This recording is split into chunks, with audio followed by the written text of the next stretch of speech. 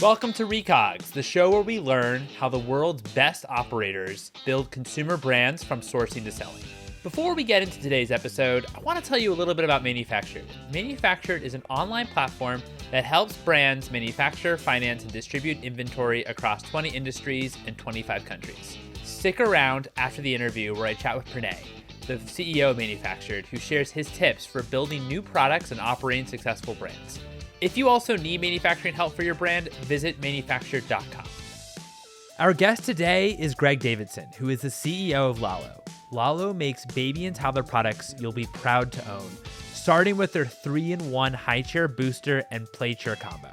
We discuss why Greg started a baby brand in the first place when he wasn't a dad at that point, what makes the baby category unique from a sales channel perspective, how he thinks about growth, cash management, and which product categories Lalo should enter. Without further ado, here's Greg. Greg, thanks so much for joining me here today. How are you? I am good. I'm good. Thank you for having me. Excited to be here. Really appreciate you taking the time. So, want to start from kind of like more of the beginning part of your career. What were you doing before you started Lalo? You know, I was the VP of partnership and sales at Artsy, and I'd sold actually digital products my entire career. Really had been in SaaS, and oddly enough, I wasn't even married when I started the idea for Lalo. I was engaged, not married, so I knew this was kind of the next thing to come. But yeah, I sold things in the digital world, and was always like, man, it'd be really cool to sell something in the physical world. Why would it be super cool to sell something in the physical world? What was kind of attracted you? Before we kind of go into the category, what kind of attracted you to physical, period? You know, I had sold something that I never really got to see anyone use. I mean, like I would hear feedback about it, but it wasn't like I was walking down the street and I was like, man, that's someone using my product. That's always something I was like, it'd be amazing to bring something to life that someone can touch and feel. And I could see out in the world. And that was something I always wanted to do. I didn't know what the category was going to be. I didn't know when I was going to do it. But that was always just an aspiration that I had. And crazily enough, manifested itself through baby products. So yeah. So why baby products? What was kind of the founding story of Lalo? Because like at that point, you weren't yet a dad. What was kind of like the aha moment there? Yeah. So, for me, this was summer of 2017, just about. And I was going through the process of registering for my wedding. So if anyone's ever been through it, regardless if you're going to Bloomingdale's, you're going on Zola, right? Think about the things you're buying, right? You're buying what? Pots, pans, knives, picture frames, forks, all of those sorts of things. And, as I said this a lot, now and probably in some other interviews too, but I'll repeat it again. When you go through that experience, you've used all those things before, right? So you've cooked an omelet, I imagine, at some point in your life to be like, this is what I think a nice set and pot and pan should cost, or this is the brand I'd seen in my house growing up, and I've really taken notice to that, right? Or, I mean, you can even talk about when you're in college and you're buying the first mattress for yourself. You at the very least know, do I like firm or do I like soft? And a good buddy of mine, he was going through the process of registering for baby. And I think what became really clear through watching his experience and just talking very briefly about it with him one day was that, he didn't know what he needed, why he needed it, what the products even did, when he was supposed to be using the products, any of the brands that existed, and ultimately how much should he and his wife be spending. And so I think just from that inflection point that you realize people go through when they're about to have a kid, you're hit in the face with all of this stuff, quote unquote, regardless of the information, what products to get.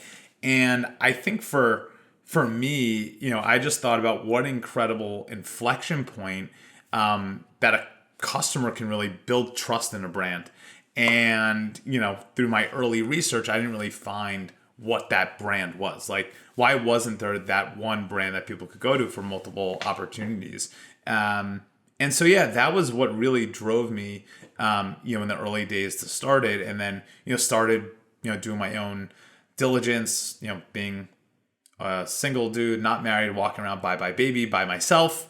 and just trying to notice everything. But it became pretty clear, there wasn't that one brand that people could go to for many things in a time when you are already confused, and most of the brands were taking advantage of that ultimately, of that confusion.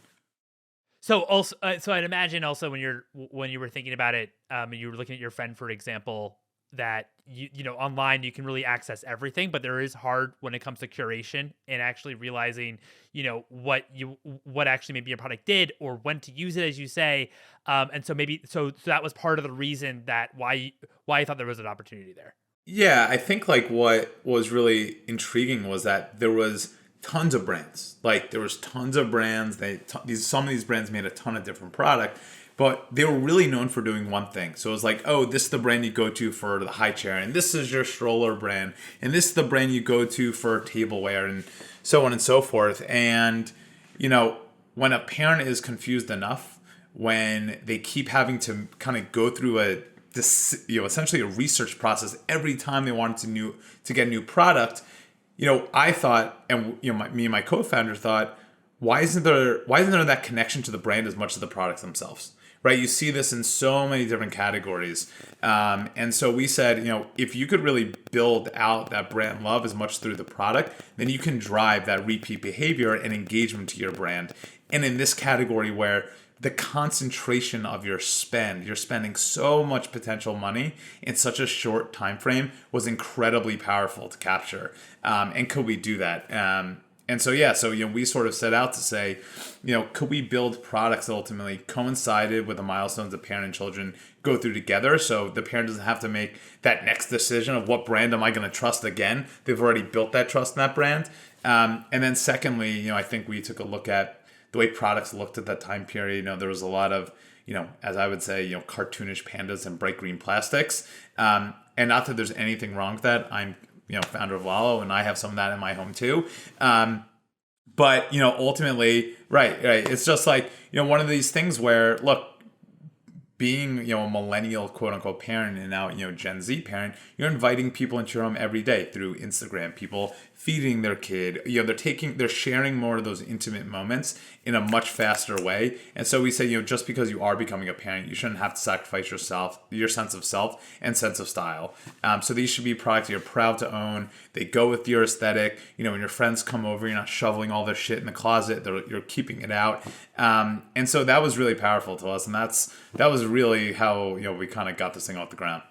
So when you were thinking, because even in the child baby category, there's obviously a ton of products, right? There's so many different types of products, so many different use cases for them. How did you specifically nail down that you wanted to focus on the high chair or like that first initial product? Yeah. What we sort of said to ourselves in the early days was, what are areas that have little aesthetic, and how can we bring that in, and how can we also bring additional value to that aesthetic and that aesthetically driven product? And so the real kind of thing was not necessarily what was the first product we were going after, but actually what was the second or third thing. So, and the reason why I say that is, the cool thing about our high chair, especially when we launched it, and so our high chair turned into a play chair.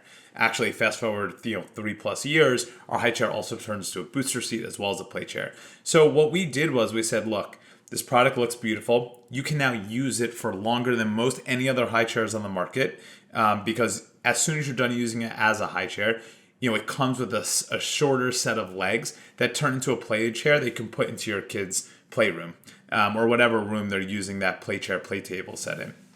What the customer didn't know in those early days, but we did as founders, was almost 7 months later, we launched the Play Kit, which is the play table and play chair set. And it was about that connection of saying, look, how many of those initial customers who loved the product, who essentially said, oh, I'm going to trust Lalo, even though they're a new brand, and I really like the product, how many of those people would then see a clear kind of connection to the next product and be like, oh, I have to have this too. And what we saw in those early days was 50% of those early customers who had the high chair also bought the Play Kit. And that was kind of like when the real flywheel got going. That kind of led us on the path we're on now. So I actually... full disclosure, I actually have one. They're great. Awesome. We're still in the high chair phase for our daughter, but yeah, love the love using the product so far, especially being in a condo, which is great to kind of be multifunction. But how, when you were thinking about this, about, okay, this is going to be kind of different use cases that we're going to have for this one product, or there's going to be kind of add-ons, additions to this to this product, where it could be used to for other things. How did you then think about design for it? Because you had to thought about all of this from the get-go, right? And how did that also, when you were thinking about sourcing and manufacturing, what were those conversations like? Totally. I mean, look, we didn't know very much when we started. It was one of the things where we said, "Hey, how do we make a high chair?" And we got in touch with some people who had developed product before and kind of walked us through it. I think if I were to think about something, like the number one things were where we weren't, since we didn't come from the category.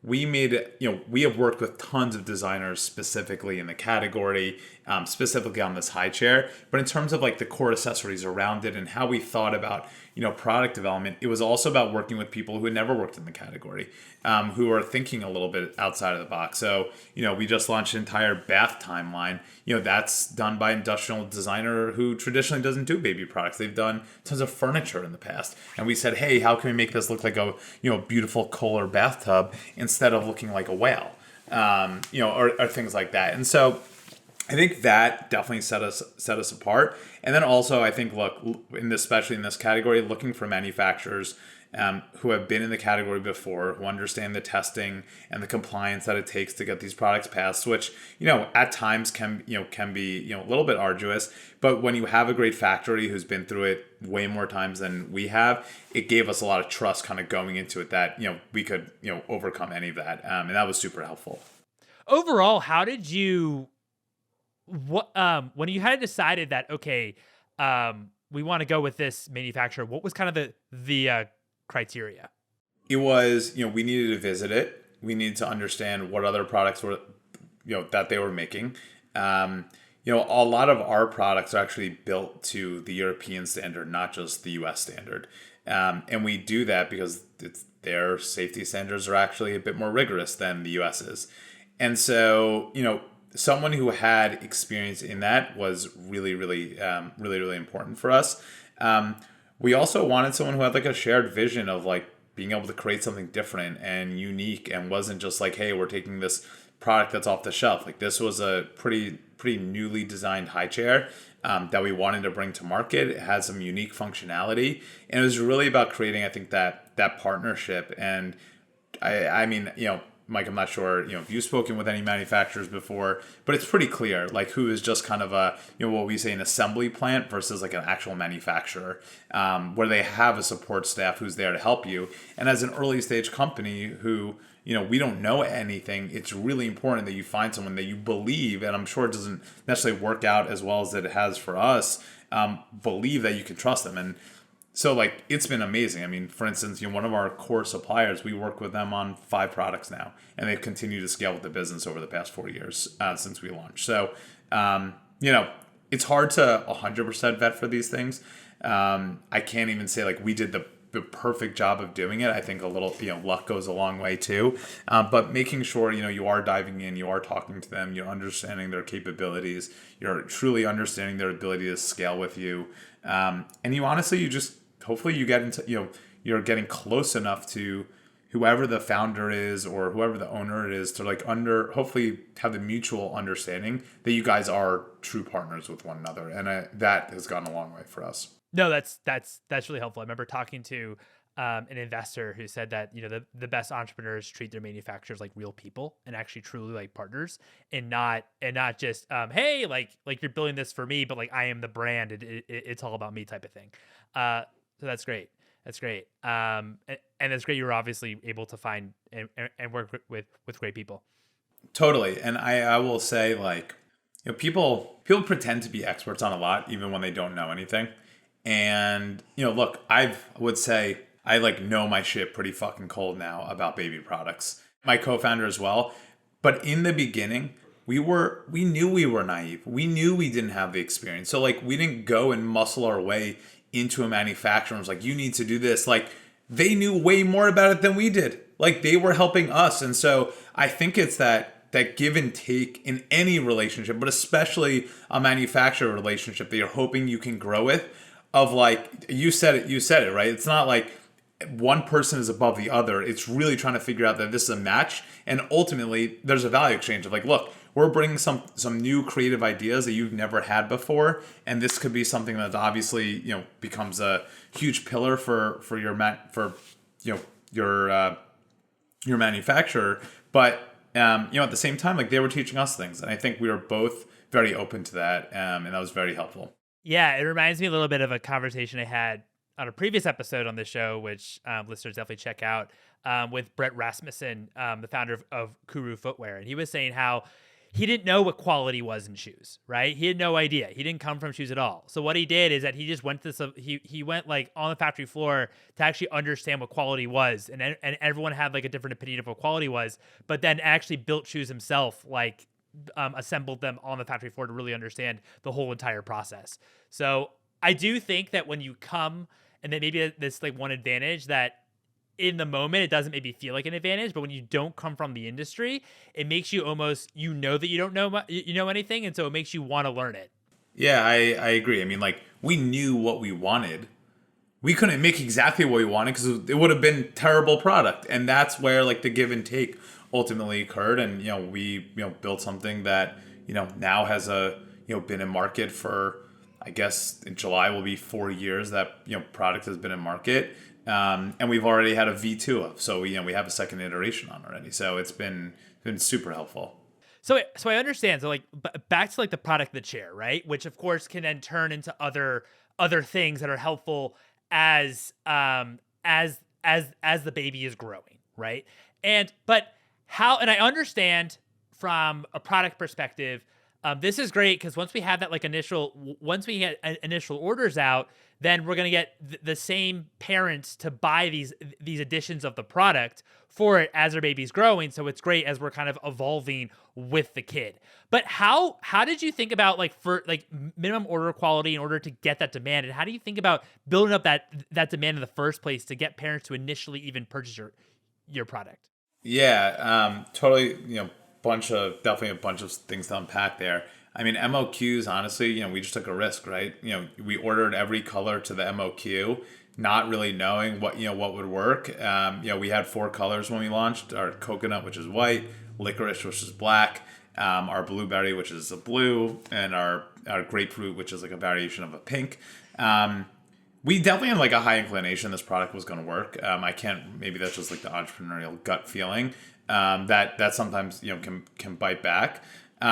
But I think the thing that we did really well, and this like a little bit into marketing, but also we view, right, like over time your products need to be the marketing driver. The quality, like that's what that's what word of mouth will drive, right? This is a great product. Like that is the ultimate marketing you can do. And I think in the early days, through our product, through the value we were able to create by it converting into a chair and just the quality of the product itself, we were able to create validation and trust in our product as much as the brand in a time when we really had none, right? Like this was buy from us, none of your friends have it. Like that's a hard sell in this category. But I think as a brand, we acted as a new person too, just like we came in like, hey, this is something unique. This is something different. This is something that's just as safe, if not safer. And so come and kind of join us for that ride. And I, that's really what I think drove that initial success. So you start out with 4 different SKUs, right? 4 different colors. What were you kind of most surprised with from maybe like a SKU perspective or maybe from like an initial demand perspective? I don't know. I mean, like the breakdown in colors was interesting. Essentially, it was coconut, licorice, blueberry, and pink were always tied. So there was never like one leader in the coconut. The coconut was like the clear leader, and then there was essentially 2 was licorice, and then tied for 3 was blueberry and grapefruit. I think the biggest thing that was surprising was like you get all excited about the first order. Then the second order is way more fucking complicated because the first one you're like, you know what? I'm just going to order the MOQ. I got 2,000 units or whatever the amount of units is. that feels like a risk in of itself. And then you're saying to yourself, whoa, well, I got these forecasts that I went like this to see which way the wind would take me ultimately in the early days, and I have to play something and really start to bet on it. I think that was the most surprising thing, was how quickly, right? You're not all one day you're operating a business, the other day you're just having a business that hasn't even launched yet, and that becomes very different very, very, very quickly, the first month or so after launch, assuming that you have products that are selling. Or however long it is until your products are ultimately selling, getting some traction. So I think that was the most surprising thing to me, if there was something surprising, was with the cascading effect of whatever success we had, and how that would really change the business, and how we thought for forever essentially. So I remember you mentioning how 7 months after you launched the chair, right? You would then kind of upsell, or just have these additional kind of products that would attach onto the chair. Well, what wasn't an upsell, it was actually a totally separate product. So the idea is, your high chair turns into a play chair. And so it wasn't about an upsell. And by the way, like, for instance, someone like yourself, Mike, sounds like you still have the high chair. A lot of customers are starting to think about that next product, regardless if they've converted that high chair into the play chair. The idea is that, like, oh, my kid's starting to get a little bit older. They're probably starting to get more independent. They maybe have like a table to sit at. And so there was this logical connection into that product that ultimately led them into it. And then, from there, that's what really helped us think about kind of our flywheel product, which was, creating these like more durable, higher price point items, across these like critical milestones, like starting to eat, starting to play. But then we sort of said, okay, well, what are the other products in those ecosystems to launch alongside of them? So like the next product we launched after our play kit was, we launched tableware to go alongside the high chair. So, your first set of feeding spoons, and a suction bowl, and a suction plate, and a sippy cup, and a set of bibs. And then, and the whole kind of catalog kind of, unraveled from there. But yeah, it was really about building that brand trust and connection, saying, look, this is like that next critical milestone that you see coming.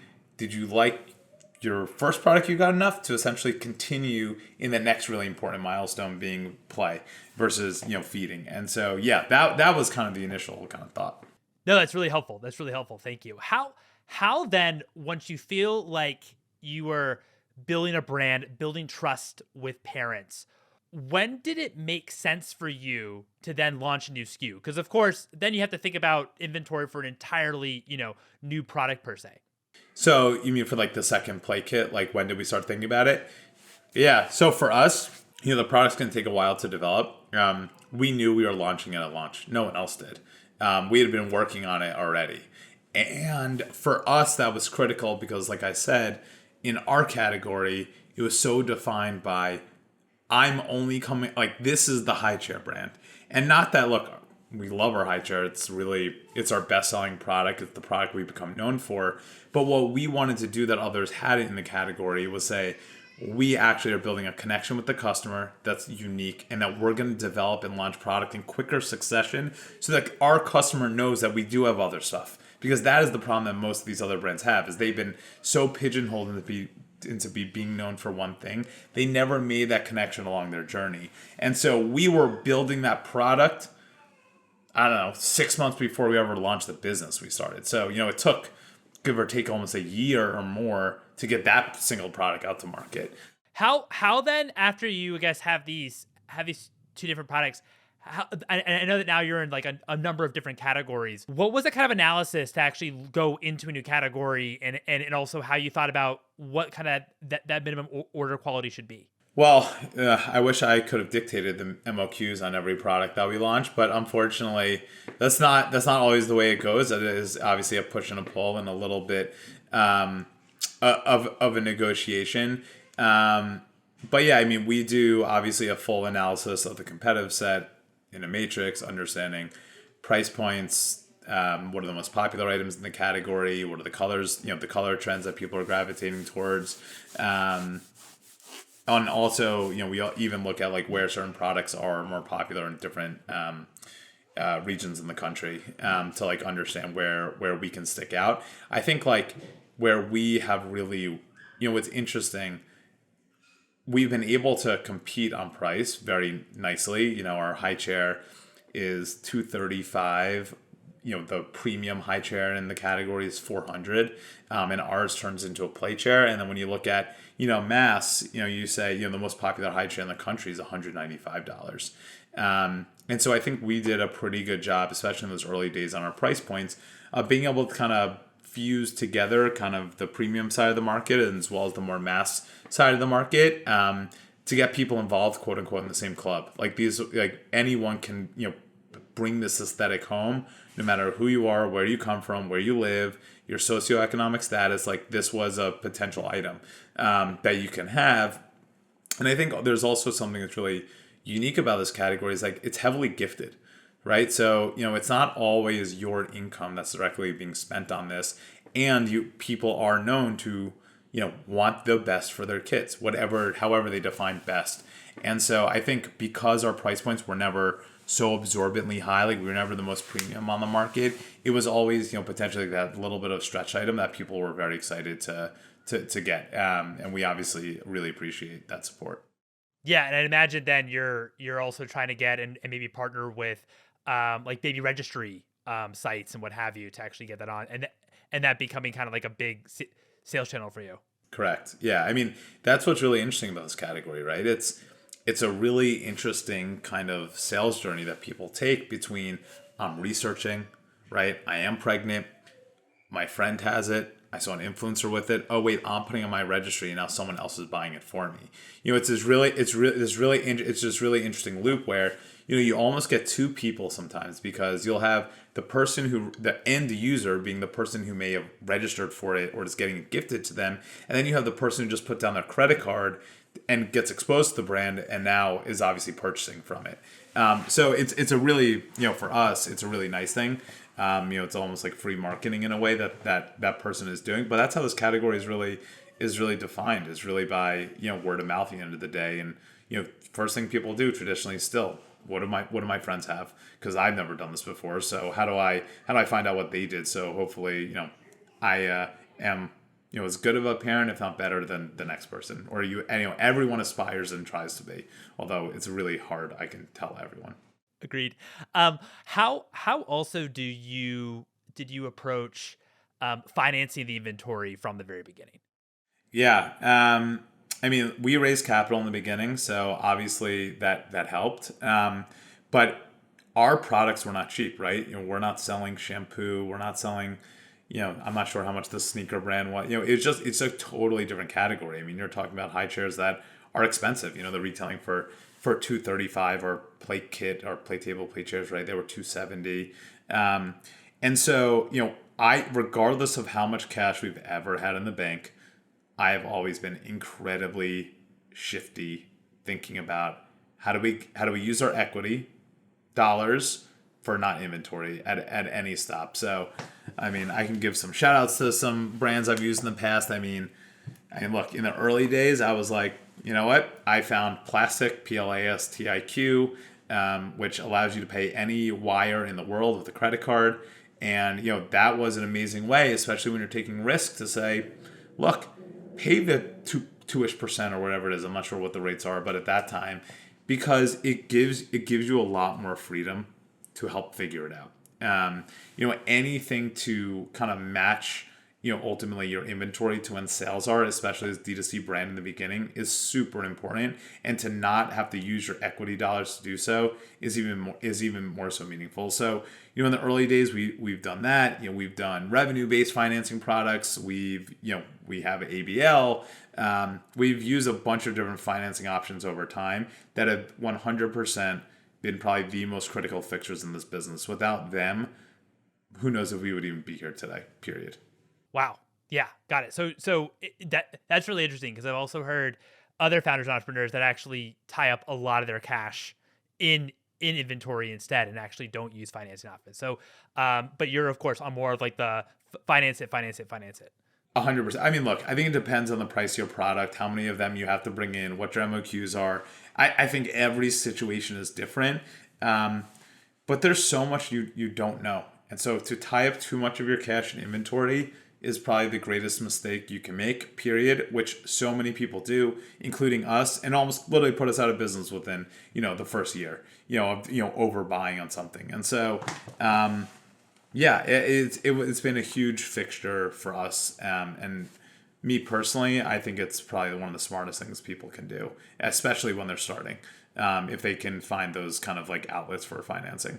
Speaking of financing and also order quantities and just making sure you're kind of always in stock, what was been the hardest part of COVID? When it actually came to your business, and also like the supply chain crunch? Yeah, so I'll give you kind of a couple lenses. So we the only in 2020 when the COVID crunch, I will say that was a year. I mean, we grew a ton in 2020 and then again in 2021. So, I guess that's all kind of the COVID crunch. But the worst thing we did was just not planning correctly. Like, we were growing so fast. We didn't have a full-time planner at the time. It's just my co-founder and I for the most part. And so we got lucky. Like, I can't say like, oh, our manufacturer had issues, lead times went like crazy. Like, there wasn't too much of that for us. Knock on wood. I mean, we got super, super, super lucky. I think where things became more challenging for us, was over towards middle way through 21, 22, the cost of freight, specifically for our business, was, we're talking about like, you guys can imagine high chairs don't come in a small box either. And so when you're talking about containers going from when we launched the business, about $4,000 a container, all the way up to $22,000 a container for long periods of time, the amount of cash that eats up, and at a time when you're trying to grow, is very, very, very difficult. And that's very hard to finance those, or to justify financing that. So, yeah, that was a huge thing for us. It was just, we had to figure out how to mitigate it, which we did. I can say today we're very lucky. I mean, containers now are sub $2,000 for the first time ever. So lower than when we even started the business. So, but we got, I think through COVID, our suppliers doing a pretty good job. The only reason we had tons of out of stocks was because luckily we were growing too fast and we didn't plan appropriately, for that growth at that time. Since you were growing like crazy during 2020, 2021, and maybe couldn't keep up with the demand and also some of the pricing, did you ever think about raising your prices at all, or no? We did. Yeah, we did. I mean, there were some raw material increases that, I think, we had to take on like many others. And so, yeah, we did. I mean, when we launched the product in 2019, it was $195. By the end of 22, we're up to $235. But at the same time, across our categories, and we can focus a little bit on the high chair. The high chair that I just mentioned, which was the most popular in the country, was 165 at one point in time. And now it's up to 200, 205 almost. So yeah. That's great.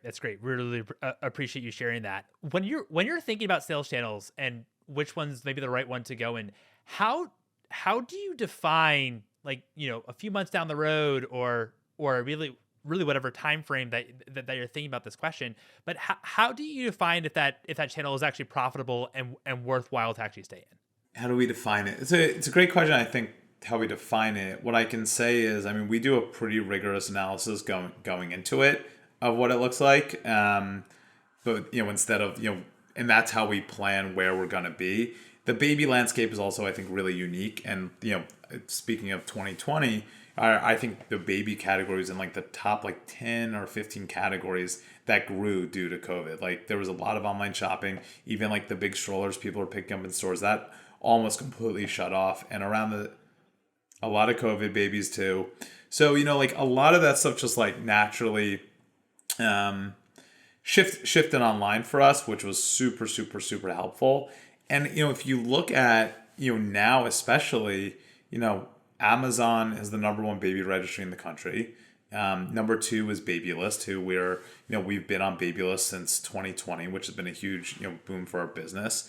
A lot of the attention has shifted online. And so, for us, we're very focused on where are where are the channels that we think we can make the greatest impact, we can get the most eyeballs on to gain additional awareness, because so much about it is that initial awareness. And so, our D2C channel, still drives a large majority. Babyless is our only other sales channel we have today. We are opening up some new ones soon. So I don't know, what day is it? April 10th? Probably by the end of this month. So I'm not sure when this is going to air, but I'm sure everyone will find out. But yeah, we're because of that shift to online, it's allowed brands like ours to flourish. And there's also been a lot of other macro things like, one big box store, Babies R Us, in 2017, that went completely out. There's another one right now who is very much up in the air. What's going to happen with them and Bye Bye Baby. And so, there's been a lot of, like I said, tailwinds that, again, a little bit of right place, right time, that have helped guide our strategy as well, and not pushed us too hard in one direction or the other. No, that's really helpful, and also congrats on entering more sales channels by the end of the month. That's great. How also, sticking with inventory, how do you deal? Do you ever have any issues with dead stock or inventory that you can't sell, and how did you deal with it? Luckily, we have not had too many issues like that. I mean, we recently, we tend to get crafty, I'd say, if anything, which is one of the things I still love about our company and our size, that, like, even given the growth, like, especially over the past couple of years, we still kind of do things like we're like day one. So I'll give you an example. We have Play Gyms. It's a new product we launched. Well, not that new anymore. It's about a year old. But one of the cool things that we did was, two of the colors weren't selling very well. But it all comes pre-kitted at our manufacturer. So the color mats that they were coming with, two of the colors, they were okay. They weren't doing as well as we would have liked. I would say we were pretty overstocked. So what did we do? We actually got more of the mats more of the mats made in the colors that we're selling, and we actually repackaged those boxes with the color that's been selling. And so we do a lot. We try to do a lot of that. I mean, look, we're very fortunate. For instance, a high chair and a play chair, they all share the same components as one another. So, for instance, if we are seeing that, hey, this color isn't selling very well in blue play chairs, those are beautiful spare parts that can be used for our high chair over time, when people may have issues or things like that. And so because of this kind of shared usage across a lot of our products, like if you look at our high chair and play chair, it's pretty much the same product, just with different sized legs. So we've been able to kind of cross-pollinate, kind of across the board. Yeah, no, that's great when you have a product, I'd imagine, that has different modulations. So that's awesome. That's great. My final question for you is, what would you value more? $100 in inventory, $100 in COGS, or $100 cash? You probably have the opportunity to hopefully make more than $100. So that's number one. But the coolest thing about, like, the same reason why I want to start Lalo, if you were to sell those COGS, you've now just like put something out into the world that's really special and unique. And by taking the 100 cash, like, you probably just doesn't feel the same. So I take $100 COGS all day. Love that answer. Greg, thanks so much for your time. Thank you. Appreciate it. Thanks for having me. And there you have it. It was great chatting with Greg. Greg, thanks again for coming on the pod. And now for my short conversation with Pranay to learn a little bit more about Manufactured.